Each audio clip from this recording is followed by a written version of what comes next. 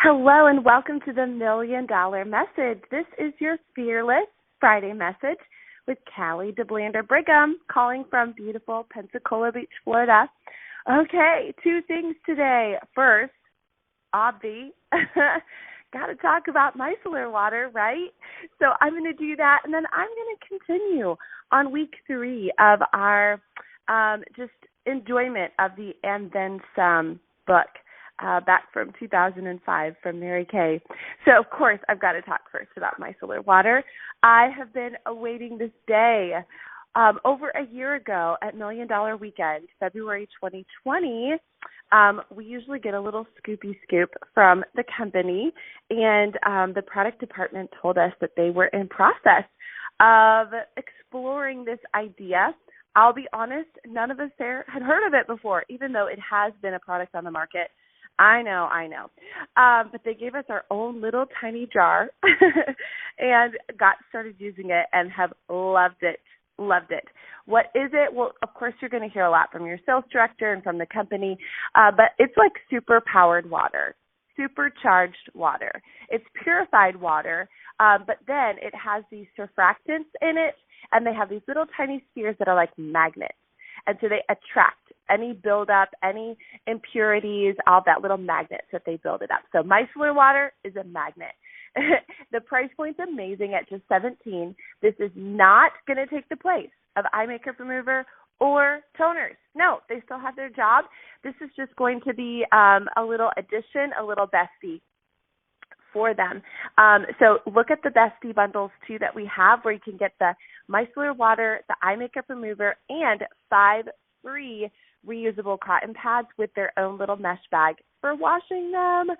All of this is going to be available to order for everybody without limits on Monday. The bundles are limited edition, but the products themselves are not. So absolutely amazing. In my mind, it has 2 purposes. It is a lazy girl's cleanser.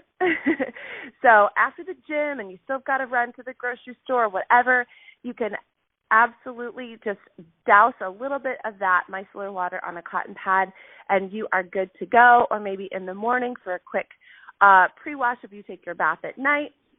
Or, of course, anyone that's having to mask all day right now, this is going to be amazing just to help cleanse their face throughout the day.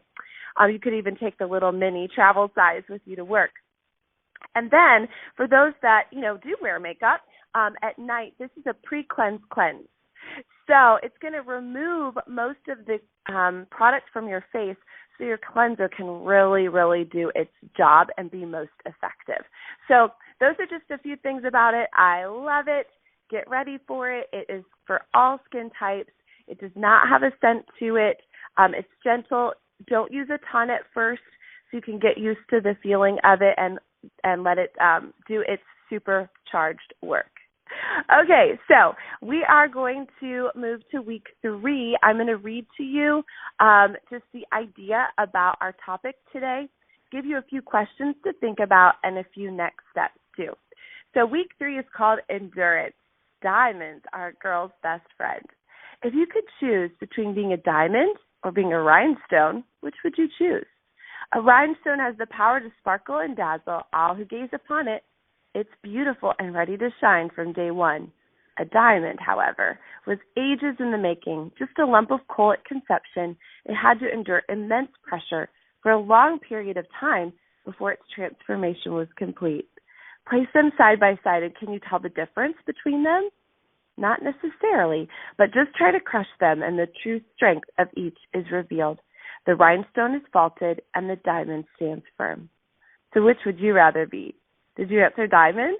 And honestly, who could blame you? So why is it then that we often believe the fastest way to the finish line is often the best and only way to win the race?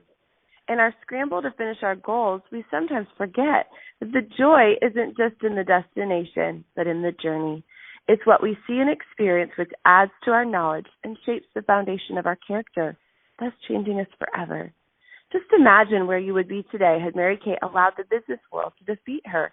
Every time her male bosses said, "There you go again, Mary Kay, you're thinking like a woman." How often was she laughed at? How often were her feelings hurt? How often did she have to stand her ground and stay true to her convictions? when it would have been easier to simply cave in. You can be sure there were plenty of times. But Mary Kay also knew that with each challenge faced and endured, she gained a newfound experience and strength she could call upon to see her through the tough times that were sure to come her way in the future. She conditioned herself to go the distance, and she reveled in the fact that she could sail forward to success by learning from her mistakes. It doesn't matter if you're in first place or last. What matters is that you continue to move forward with conviction and purpose. It's when we lack endurance that we set ourselves up for failure because we become easily tired and more apt to be swayed by the opinions of others. When the going gets tough, the tough get going isn't just a saying. For many, it's a way of life, and whatever its life, it must be. Your questions for today are, what's your definition of endurance? What's your definition of endurance? Number 2, think back to the beginning of your Mary Kay journey. Has endurance played a central role in your success and growth? If so, how? So has it been part of your success and growth from the beginning? Number 3, explain how the following statement is applicable to your life. Develop strength for the long run. So what does that mean for you?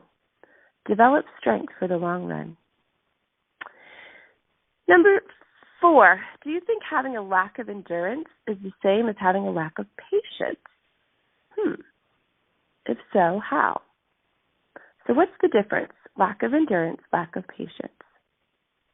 Next, what are the rewards to be gained by improving one's endurance threshold? And last, is there a situation in your life in which you gave up instead of enduring? If so, how did that define your life then and now? Good to think about, right? And then what about our action steps today? There are 3 potential action steps today. Make a short list of situations which exist in your life that require your ability to endure. Select one from the list. Open your heart and ask yourself, what must be done to see this situation to its completion? Then determine what you'll need in terms of support to stay on the course. Visualize how your life will be enriched or your character strengthened through this trial or this trail. Number 2, select one activity to do every day or abstain from every day. For example, perhaps you will walk every day, whether it's raining or shining, or you'll commit to abstaining from something important to you, such as your daily coffee. Draw strength from within each time the temptation to give in and give up becomes too great. Endure the discomfort associated with your purpose being more important than a temporary problem. And then number 3, are you afraid to fail forward to success? If so, in what way? Confront this fear head on by doing the one thing you fear the most. Endure the fear, conquer it, and take pride in the fact that you have triumphed. Endurance. All right, my friends. Well, 2 great things to think about today. How are you going to promote and sell and be excited about micellar water?